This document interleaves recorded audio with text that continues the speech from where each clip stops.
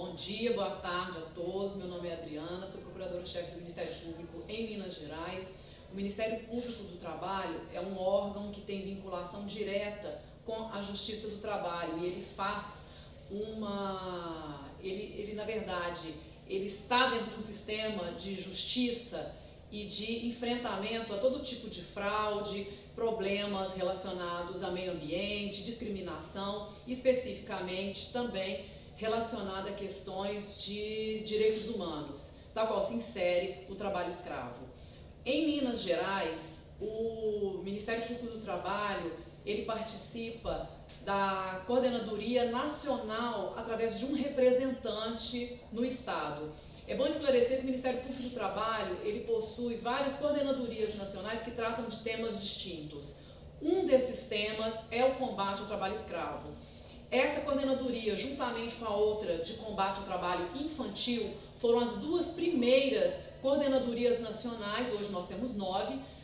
mas foram as duas primeiras que tivemos no Ministério Público pela grandiosidade do tema e principalmente porque esses dois temas, trabalho infantil, irregularização de trabalho de adolescente e trabalho escravos, sempre foram para o Ministério Público do Trabalho a essência maior da questão relacionada aos direitos humanos. Então, desde muito tempo, a gente já lida de forma sistematizada através dessas duas coordenadorias. E por que isso é importante? Porque as fraudes existem de várias maneiras, com vários contornos, e precisávamos, já que somos um órgão nacional,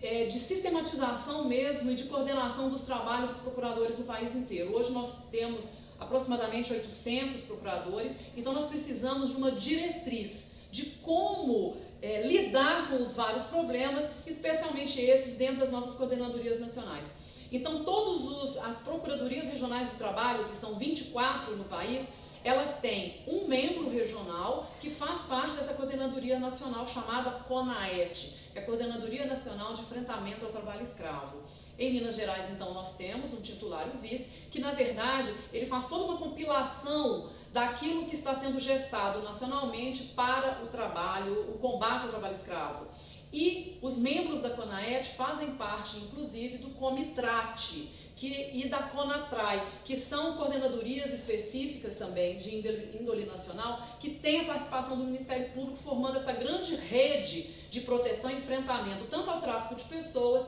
quanto o trabalho escravo. E como se dá, então, na prática, o trabalho do Ministério Público do Trabalho?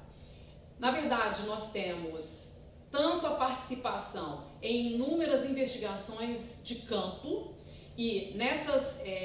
investigações e diligências que a gente chama, normalmente nós vamos com o Ministério do Trabalho, às vezes participam também o Ministério Público Federal, a Defensoria Pública da União e outros órgãos, como a Polícia Federal, a Polícia Rodoviária Federal, tudo dependendo da denúncia que foi ofertada. Então há uma triagem dessa denúncia, há toda uma prévia de investigação de inteligência antes de se ir a campo, para se saber precisamente onde estão os denunciados, qual é a abrangência da denúncia, quantos possíveis trabalhadores estariam sujeitos àquela condição degradante ou de trabalho escravo, propriamente dito, de acordo com o 149 do Código Penal.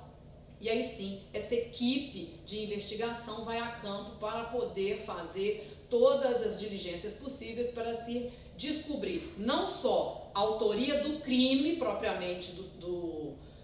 artigo 149, mas as implicações trabalhistas e sociais desse crime. Por isso que o Ministério Público do Trabalho é sempre chamado, porque ele é o legitimado para entrar com ações perante a Justiça do Trabalho nas questões correlatas ao trabalho escravo do resgatado. Então, normalmente, quando nós estamos diante de uma fiscalização de campo, pode acontecer que,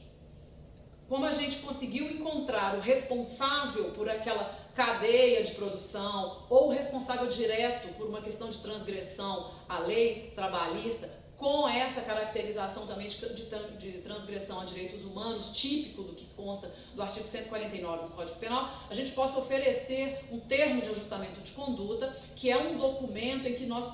podemos colocar todas as obrigações que o empresário, ou o gato, ou o responsável direto por esse problema, ele vem a se comprometer em obrigações de fazer ou não fazer, e ainda, dentro desse termo de ajustamento de conduta, ou termo de compromisso, que é assim também chamado, pode-se estipular várias cláusulas referentes ao pagamento direto a determinados resgatados, seja um, dois ou uma quantidade maior, porque nessas questões de trabalho escravo, e ela é diferente das outras que a gente lida, basta que uma pessoa esteja sendo resgatada para dar o contorno individual coletivo ou difuso para que a gente atue. Então não é necessariamente o número de pessoas resgatadas que vai dar legitimidade para este caso para o Ministério Público do Trabalho. O contorno do trabalho escravo, ele é muito mais sensível. Então é por isso que a gente atua com essa legitimidade bastante ampla em relação a ele. Mas quando a gente não consegue numa diligência firmar esse termo de compromisso, ou termo de ajustamento de conduta, aí o Ministério Público se vê obrigado a aviar uma ação civil pública, cumulada ou não com a ação civil coletiva, ou tão somente uma ação civil coletiva. Essa ação civil pública, normalmente, ela vem com a característica de se proceder uma série de obrigações de índole de fazer, não fazer, de pagar, de restituir documentos, mas a ação civil coletiva ela se presta a um determinado papel, que é garantir o pagamento imediato daqueles diretamente envolvidos na questão do trabalho escravo. Então, por isso que a gente entra com muitas ações civis coletivas, justamente para pedir as verbas salariais todas que deixaram de ser pagas, 13º que não foram pagos, indenizações por danos morais. Então, é nessa ação civil coletiva. O Ministério Público, em suas investigações de trabalho escravo, ele não somente faz essas investigações de campo quando as denúncias chegam ao Ministério do Trabalho ou a outros participantes dessa rede do Comitrate. Nós temos, às vezes, denúncias anônimas, inclusive, que adentram nas nossas procuradorias, e um procurador, por distribuição aleatória, recebe esta denúncia através do que a gente chama de notícia de fato, e ele começa uma investigação quando ele transforma essa notícia de fato, que contém a denúncia, em um inquérito civil. E aí, dentro do inquérito civil, ele toma todas as medidas, ele faz todas as diligências que ele entender prudente para descortinar não só o ilícito trabalhista, mas especialmente quem é o responsável direto e indireto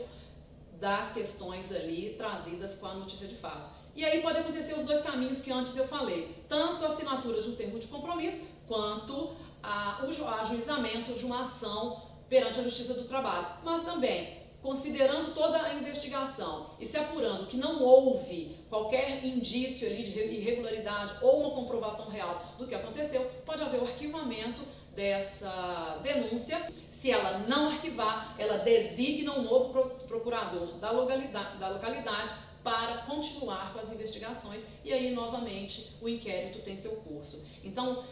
são esses detalhes que eu queria falar da investigação do Ministério Público do Trabalho no enfrentamento desse tema do trabalho escravo. Ele normalmente acontece, como acontece com todos os outros ilícitos trabalhistas, mas com essa diferenciação, porque muitas vezes as denúncias elas vêm de forma externa, elas não se transformam numa notícia de fato especificamente, mas ela pode